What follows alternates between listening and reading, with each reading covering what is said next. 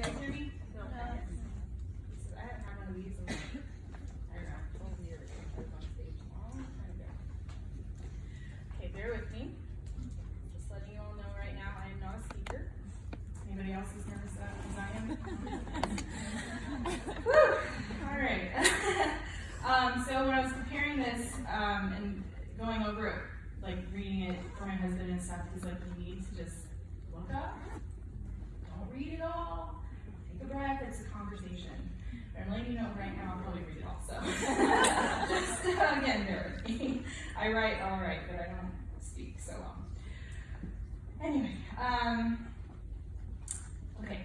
So backstory. I have been at Crossroads for 11 years now, nearly since the beginning. I'm married. I have 3 kiddos, and this is kind of our story. This is not my whole life testimony because that's like a lifetime novel. It's not necessary right now, but this is like the turning point of my relationship with Christ.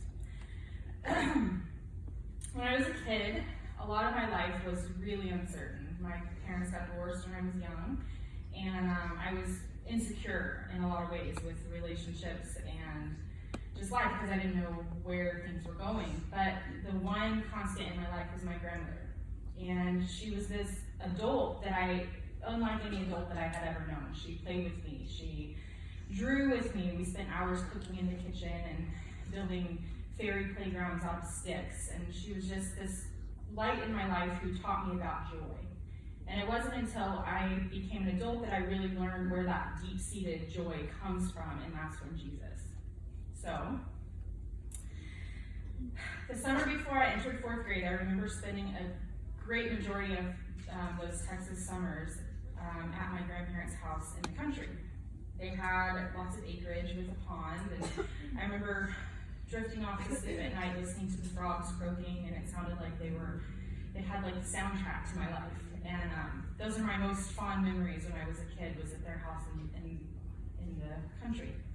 One day while my brother and I were exploring the bank of the pond, we discovered little teeny tiny frogs. They had just become frogs, and we decided that we wanted to catch one and make it a pet. So my grandmother had this old cookie tin, I'm sure you had them, you know, the shortbread cookies, and she pounded holes in the top, and we filled the basin with some water and some little rocks so the baby frog could have a place to rest. And we tucked the baby frog in for the night, and we all went to bed. Well, the next morning, much to my dismay, morning light revealed that that sweet little frog had croaked.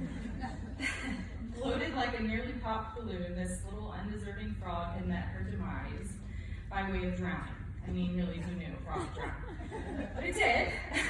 So I was wrecked and red-faced, but my sweet grandmother, indulging as she is, actually wrote a eulogy for this little frog's funeral. There was music and flowers, and it was like, any of you would be proud of this little frog's going away. So, though I was crushed, we decided to go find a new little replacement. So Derek and I, we went down and we found a little frog to replace our hopper and put it in this tin because the holes had already been punched in the lid. So of course that was going to be a house. It's not creepy, but anyway, so we just put a tiny little cap full of water in for the frog to drink this time because we were not going to risk another drowning. Well, the next morning, and I was very enthusiastic, I skipped out to meet my little frog charge for the day, and I terrifyingly saw a frog mummy. It was like frog jerky. So the lesson here is that frogs need a very specific amount of water to neither drown or dehydrate. I promised that I was not a purposeful amphibian killer, but this turn of events quite honestly ticked me off. I had done everything I thought I was supposed to. I had acted in love and care. I had sought guidance from those who were wiser than me, and still my frogs died. I sought guidance.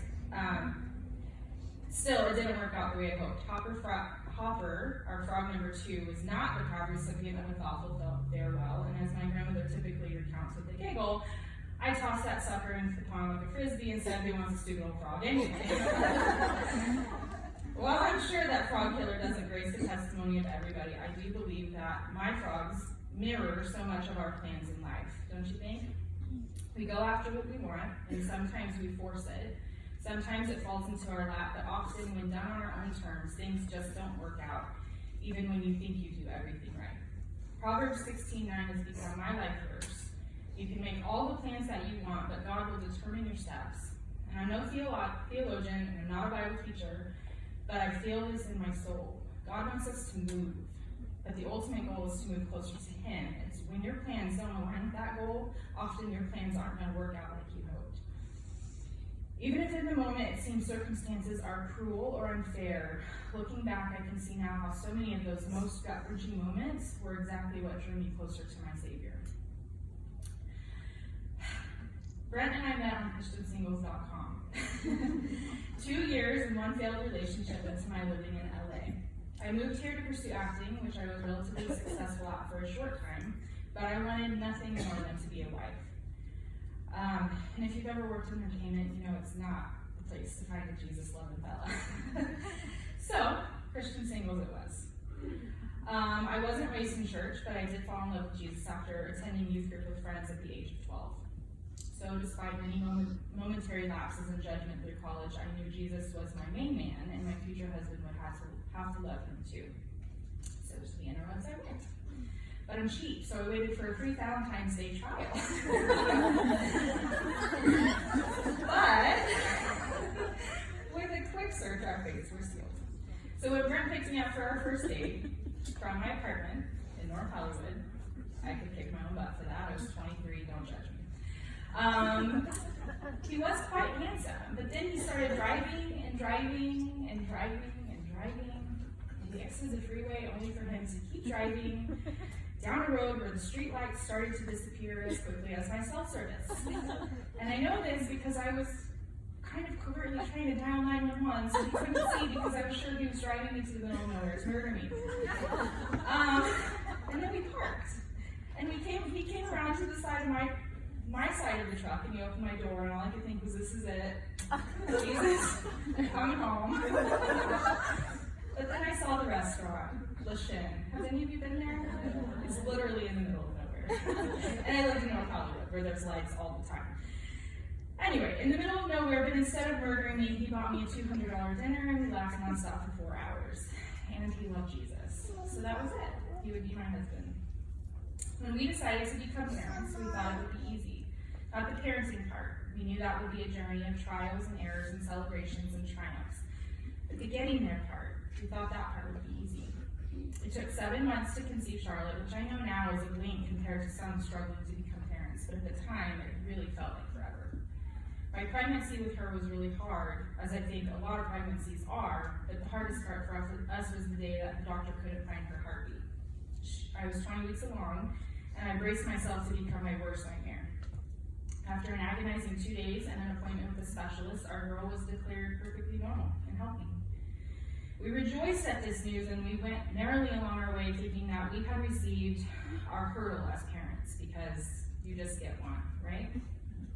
Little did we know. When Charlotte was 2, we decided she needed a sibling. Both my husband and I had come from large families, and we wanted our girl to know the joy of siblings. But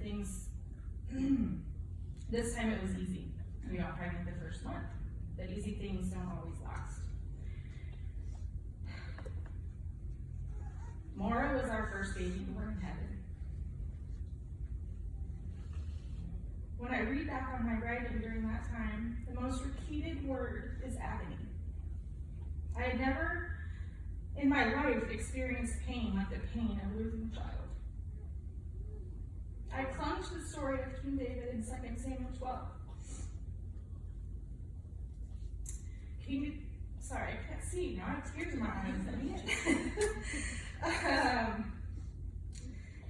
King David was wailing for his baby boy to live.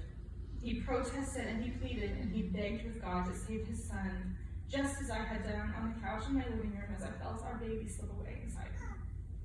But God took David's son anyway, and he took Maura.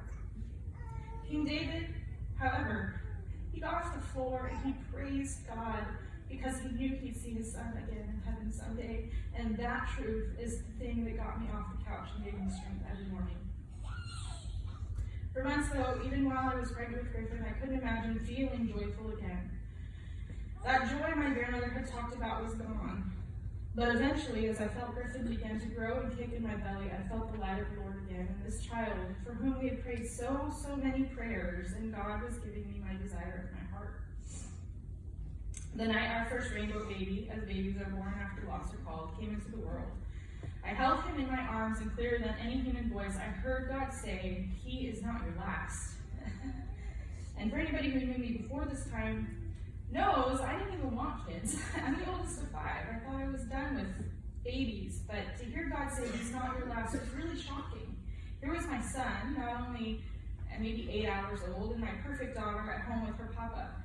We had the girl and the boy and that whole dream, right? But I embraced it, and I went on for almost 2 years, truly believing in my heart that God had a plan for us to have one more baby.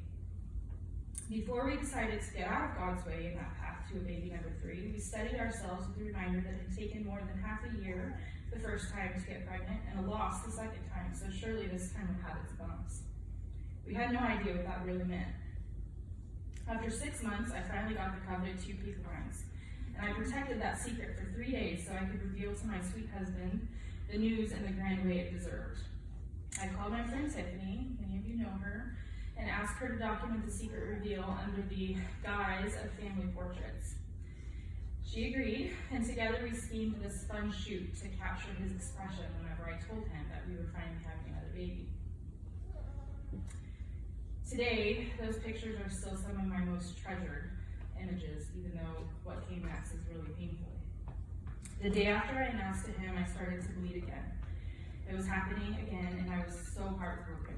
Had I not heard God correctly?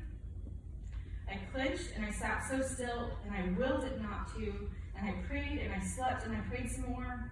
I drank gallons of water. I begged God not to take this child, to let me be one of those rare women who just bleed through their otherwise uneventful pregnancies. For several days in pain and sorrow, I felt this baby slip farther from me. I couldn't save her, and Lord knows I tried. In my journal, I feverishly wrote these words. Again, I imagined King David pleading for his son's life with the God he loved so much. Please, God, not again. Why again? We were content with our 2 precious blessings. Why give us another child only to take it away again? Wasn't this pain enough sacrifice the first time? I can't do it again, and I won't. Please, please don't watch me make my husband crumble. Please don't make me so angry with you because I love you. It happened anyway. Our baby was gone, and all that was left of my baby was that thin pink line on the stick. So many tears and so much grief to lose a child is the deepest of wounds. I knew our baby was resting in the arms of the Holy One, but I couldn't help struggling with all the questions of why. So we tried again, and we got pregnant the very next month, and I lost that one too. I was so angry. Why? Why a million times why? So we shelved the idea of adding to our family to deal with our tattered selves and just to love on our little family more. 5 months passed with no more pregnancies, but also no more losses, and for that we praised.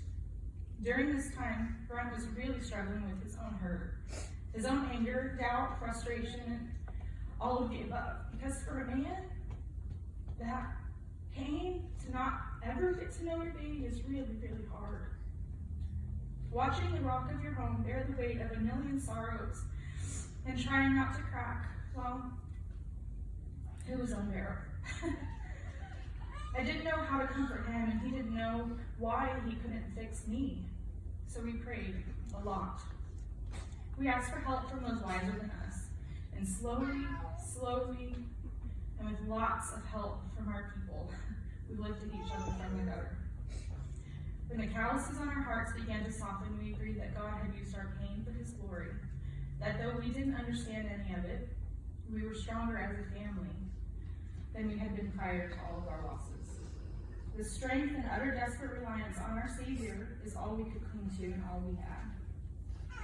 We went on to lose 2 more babies. That's 6 babies in heaven, and it's still really unbelievable to say that out loud. They all have names, And despite their varying gestational ages, they were all very loved. I long to see their faces one day when my Savior greets me in heaven. Through our 2 years of loss on top of loss, we truly believe we were under spiritual warfare. Certain people who were closest to us said and did the most hurtful, destructive things. We were targeted by fraudulent contractors, not once, not twice, but 3 times. If you're having things done to your house, I would tell you not to use. We had tens of thousands of dollars stolen from us by seemingly reputable construction companies who came highly recommended, one of whom is currently spending time in jail, but from whom we will never be able to recover a penny. All this while I was bleeding in my living room.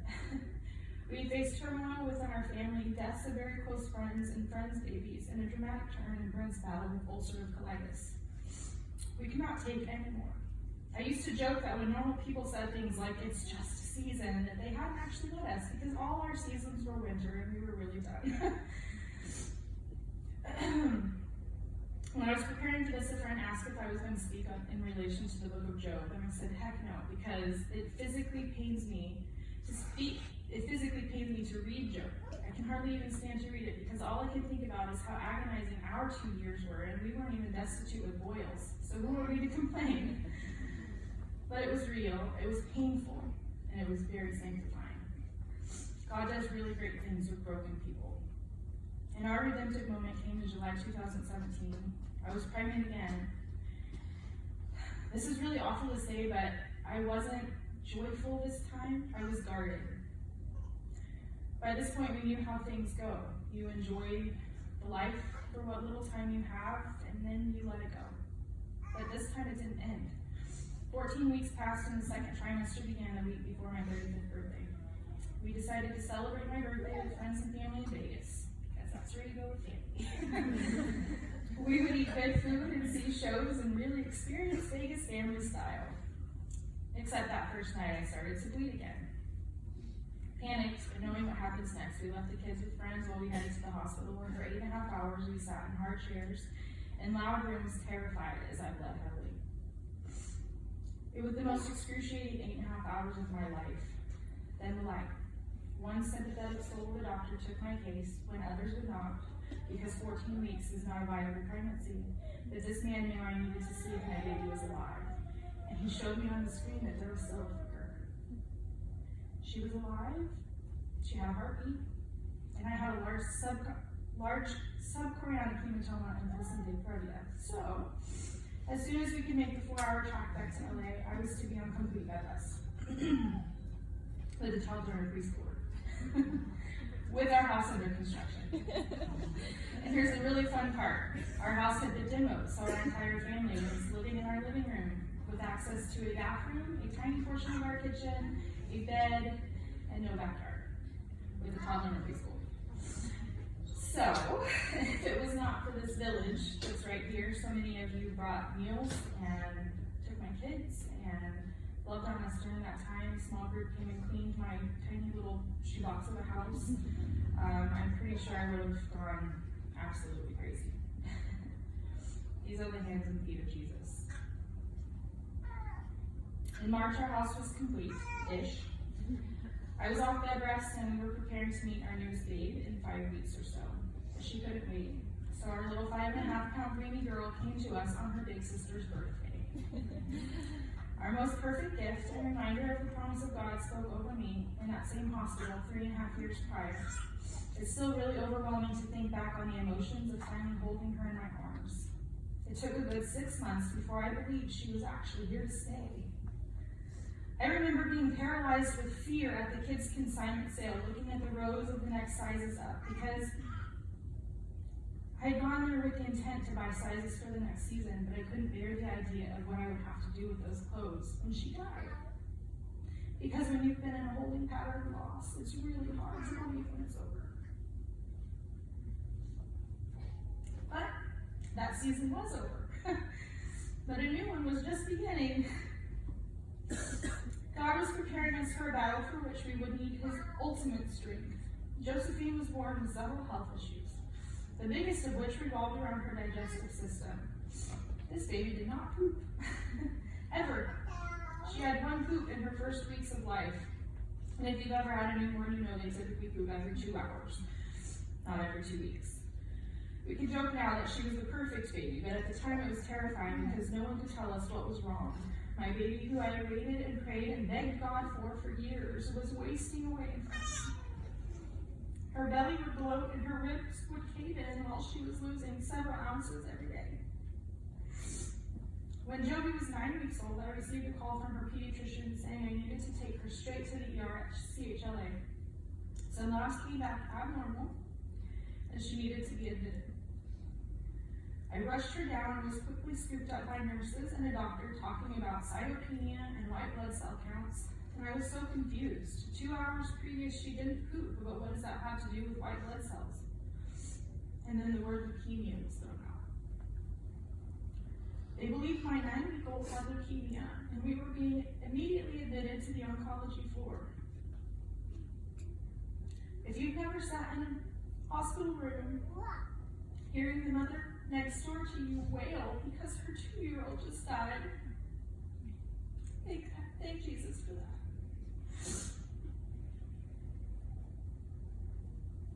Scared is not a sufficient word for what we were feeling those 24 hours. We prayed and praised and prayed some more. Intercession prayers went up for us, from every member of our circle, and that baby was covered. On day 2, we were told that she didn't have leukemia. Praise Jesus for that. But that all of her labs that pointed to leukemia were due to an error.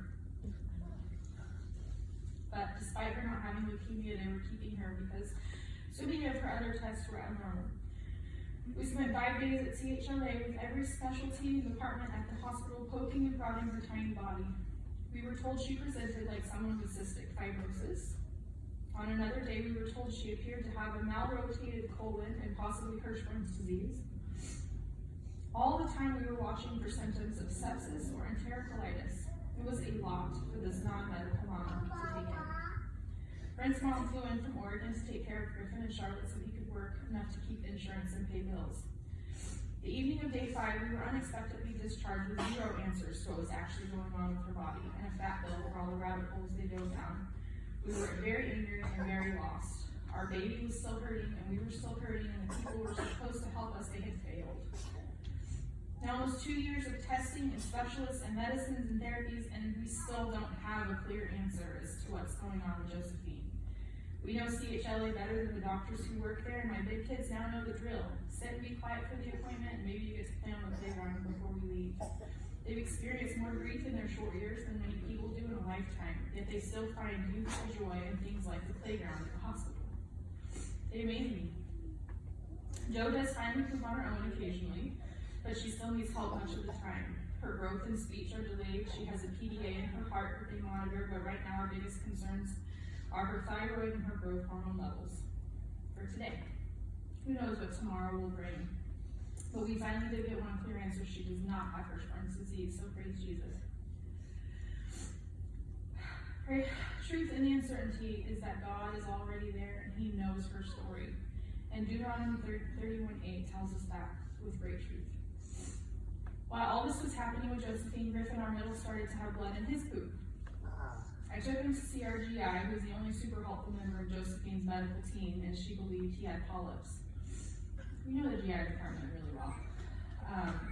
They scheduled him for a colonoscopy to investigate and remove polyps, which is really a routine, no big deal procedure. However, during the colonoscopy, the doctor discovered lesions that he identified as a very rare genetic disorder called blue rubber blood nevis syndrome. Griffin would have to undergo surgery within the week to remove the lesions because he risked bleeding out if they ruptured due to heart stool or any number of things that a preschool might experience. Not only that, but he would be subjected to yearly colonoscopies for life and regular blood transfusions as his lesions ruptured. And the icing on the cake is the life expectancy of a child with this disease is only about 25 years old. Our world came crashing down once more. My perfect little cherub-faced, dimpled, bleached blonde baby boy had a disease that would likely kill him. While at the same time, my baby daughter was also struggling for life. quite literally brought to our knees. I didn't know that we could bow any lower than we had when we lost our sixth baby, but we did. And let me tell you guys, when the body of Christ roars, our Heavenly Father, He listens. Every single person in our circle, from our parents to our friends to little old ladies at my grandma's church, were praying for my son. It's as though the people of God put on armor and they marched right into battle, and our Heavenly Father heard. A week passed and Griffin's surgery was scheduled. Brett and I held each other through tears and ceaseless prayers while we waited for the schedule screen to show he was finished. The whole thing was supposed to take about 2 hours. But 20 minutes in, we were called to the conference room. I thought it was worse. I thought it was going to be worse than what they'd said. Instead, the doctor came in with a very confused look on his face and some images, and he kind of tossed the pictures at me. He said, "Well, I don't really understand. The other doctor said the lesions were right here, right? There are tattoo marks here where I'm supposed to cut. You see this picture right here? That's the same segment of colon, and Griffin no longer has a single lesion. There's not even a trace of a lesion in his colon. I don't know how to explain this." This is what the doctor said to me. Y'all, my God, my Father, who has rocked me in His arms as I cried out snot-drenched sobs over dead babies and sick babies and family strife and uncertainty, He healed my son. This squishy-faced, mischievous boy had been scooped up by God, and his insides were repaired. He's completely back to normal. He has no pain, there's no blood, nothing to slow him down, and just this morning I caught him trying to wipe his baby sister's face with tuck pads, so clearly he's all good. Prayer. It's all because of prayer. My grandmother told me she believes that Griffin was healed so that I could be reminded every single time I look at him that God is so, so good. He is constant, even when our circumstances are not. So even if Josephine isn't healed and she continues to struggle with her health, I know from tangible evidence in our life that God has never abandoned us. Even though I miss my babies, all 6 of them, He's there to comfort my mama heart, and even when life throws hurdles and hard people and rotten seasons of life, God's grace is always big enough. The only thing we're promised in life from a worldly perspective is that we'll leave this earth just as vulnerable as we entered it, weathered, wiser hopefully, and having impacted those around us long enough to be remembered maybe for a generation or 2. But of course, salvation, if you choose it, that sweet saving grace from a Father who knows our heart of hearts and still chooses to live with us for eternity. Does that move you? Does it shake you to the core? Because it does me. I never fully grasped God's desire for us until I had Charlotte. After all, a parent's love is really difficult to simplify into words. But I get it now. I get why God would want to have us with Him forever. Despite the marker on the wall or the sleepless nights or the I hate yous slung His way, I get how His perfectly infinite heart could burst at the thought of His child aching and writhing in pain. I can fathom how He would want to wrap my fragile self up in His cozy blanket of grace and set me on the couch with His good book and a sweet word from Him to comfort my grieving soul. All while He works in the background to make things work together for good. I get that parenting role because He made me for it. He gave me a mother's soul. He gave me 3 precious, beautiful, living children to witness and practice His grace through every day. And I'm so grateful for their role in sanctifying me. However, He's also given me those 6 babies I carried but never knew, 6 devastations, 6 opportunities to imagine futures and fingers and family portraits that will never happen.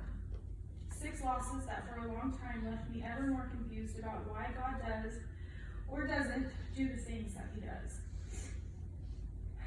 Why does He promise in His word that if we ask for the desires of our heart and we ask according to His plan, that He'll grant them? Why give us desires that won't be fulfilled? Why does he say that he's always near if sometimes we don't feel him close? And why do babies die and kids get sick and people hurt others? And the always prevalent question, why do bad things happen to good people? I've had lots of months and days and minutes to contemplate my sadness, turn anger to bitterness, and finally turn to acceptance and peace. That deep joy that was missing for so long is starting to come back because of Jesus. I won't have my babies in my arms until I get to heaven, but I finally realized that God gets that. How much did he long for Jesus as he did his work on earth? How much did he suffer knowing that he wouldn't save him from what was to come because his fate served a greater purpose? Jesus didn't desire to die on the cross. In Matthew 26, Jesus cries out to his Father over and over and over to let this burden pass from him. He asked God to take that from him if it was his will. His will. There's the piece I was missing. His will and not mine. And the desire, it's a matter of perspective. I mean, Jesus desired to save his people, even if he didn't desire to die an excruciating death. I desired to be a mother. I didn't desire to lose my babies, but my desire to be a mother has been granted, if not in the way I would have wanted. And though I've yelled at him in anger or wrestled with him in wrestled with his will, he's always close. He was only a prayer away, a word away. And this is where this village comes in. Those who stand in the gap when you just can't pray again. It's rough and it's lonely, but they're here and he is here, listening and gently rocking and healing. When my daughter's sad because she feels my rules have been unjust, she doesn't want to talk to me. But I'll hug her anyway, and I'll console her sweetheart from a distance until she's ready. And God gets that. Jesus was perfect, blameless, sinless, and the best of good people, yet the worst thing happened to him. So I guess who am I to wonder why bad things happen to good people? Sin and Satan, that's why. John 10:10 tells us that Satan came to steal, kill, and destroy, to steal our joy, to kill our bodies, and to destroy our relationship with our Savior. This world is broken, we are broken, and bad things will always happen until God takes us home, because we don't live in that perfect vacuum of heaven yet. I get that now, and I suppose as I learn lessons of grace and parental love from my earthly babies, perhaps I've also learned this lesson of God's sacrifice and parental pain from my heaven babies. I cannot wait for that reunion in the perfect place someday, but until then, I'm going to be rejoicing that my babies won't know the pain of this world. And I thank you, Lord, for granting them that sweet grace.